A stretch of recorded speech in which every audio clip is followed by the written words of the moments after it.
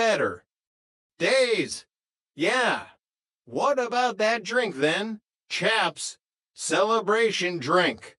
On me. Deluxe turned to the consortium, beaming. Oh, you'll stay for one, won't you? Arthur. Arthur, eyes darting nervously around the pub, replied, Yeah, a quick one. Deluxe, mineral water, something like that. Keeping a clear head, you know. Important for business. Okay, good boys.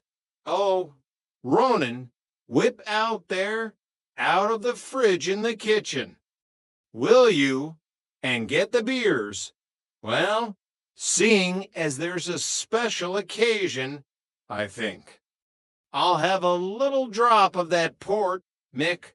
Very celebratory. Yeah, same here. Deluxe, I'll hang on for Pat. Arthur spoke into the phone, his voice low. Yeah, it's me, love. Yeah, no, I don't know what time I'll be back. As soon as I can drag myself away from this bunch of toe rags. They're a handful. Don't. Wait up for him, Pat. He's probably on the go stuff, Deluxe retorted, good-naturedly, winking at the consortium. Arthur's face, however, had gone. Pale, his grip on the phone tightening, his knuckles white. She'll think I'm back on the booze. So, how are things at home? Love. What? No. I can't meet him. No. Hang on. There you go. He held the phone out to Deluxe, his hand trembling, his eyes wide with fear. No. Love. No. I haven't got them. Any more. Pat, I would not joke about a thing as serious as this. I've just this. Minute sold them to Deluxe and his consortium. But I don't care how much money he's got. I'm not getting excited. All right, I will meet him and I will explain the situation.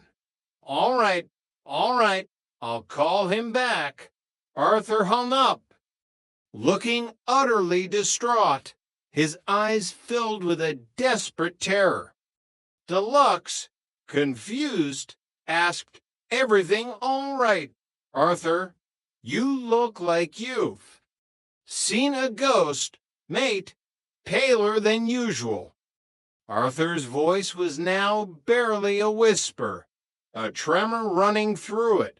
You know, that, client of mine I told you about.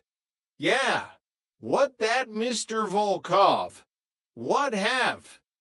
You Nikolai the Bear Volkov? Deluxe's eyes widened. Yeah, he's, in Viridian City. He wants to meet me. For lunch. The big buyer. Has he shown up? You mean he's come to pick up the chains?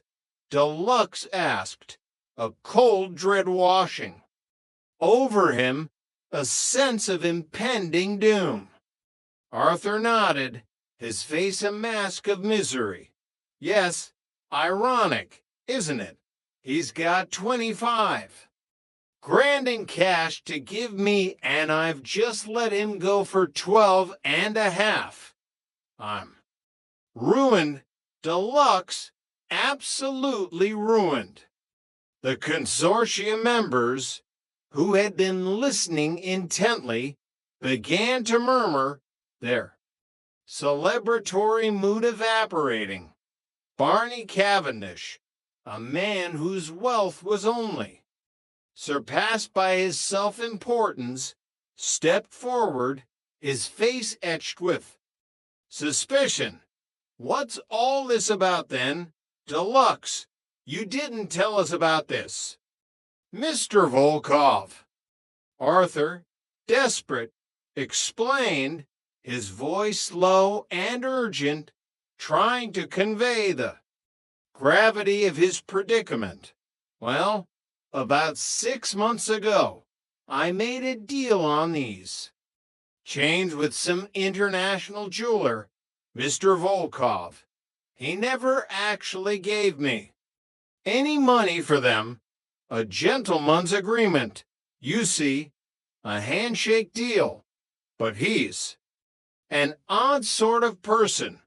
Once you've shaken on the deal, as far as he's concerned, there is property, and now he's come to collect, and he's not known for his patience or his understanding. Alistair piped up, remembering Arthur's earlier dramatic description of Nikolai, the Bear Volkov. He's given to bouts of mindless violence, isn't he? Arthur, very, very nasty. They say he once settled a dispute with a man using a particularly aggressive brand of cheese grater quite graphically. He wants a war. We'll give him one, won't we?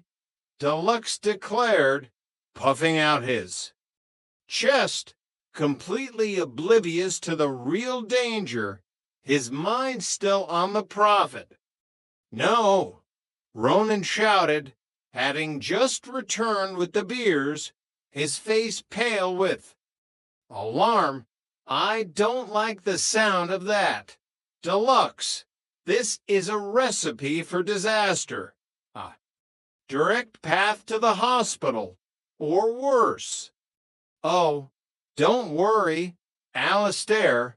There won't be many naval engagements in this one, Deluxe said, trying to reassure his uncle, misunderstanding Ronan's fear entirely. Ronan, however, was already thinking, his mind racing for a solution. Well, look, why don't we just sell the chains back to Arthur with a small profit? Of course, we can cut our losses, minimize the damage. It's better than getting involved with a violent Russian gangster. Are you off your trolley? Ronan, are you completely mad? We'll still be making a bit each. Boys, think of the opportunity lost, the sheer audacity of it. Deluxe yelled. Well, we could double our money on these things if we just waited a bit longer. There's no rush, Barney exclaimed, his greed overriding any sense of self-preservation. Yeah, but Volkov is going to give Arthur a bad time, isn't he? Perhaps even rearrange his facial features with a cheese grater, as Alistair suggested. Ronan argued, trying to appeal to their better nature, or at least their sense of self-preservation. I don't care if he redecorates Regent Street with Arthur, Deluxe declared, his greed overriding any sense of compassion. This is business, Ronan. No, I have every sympathy for Arthur's predicament, but at the end of the day, it's a bit like mixed pub grub. Tough. Some you win, some you relegate to the dogs. Dinner, c'est la vie. Ronan looked at his brother in utter disbelief. I don't believe you sometimes. Deluxe, I just don't believe you. You call yourself a businessman. You're missing the most important point of the whole situation. There is a man in Viridian City, who wants to buy 250 18-karat gold chains from Arthur here?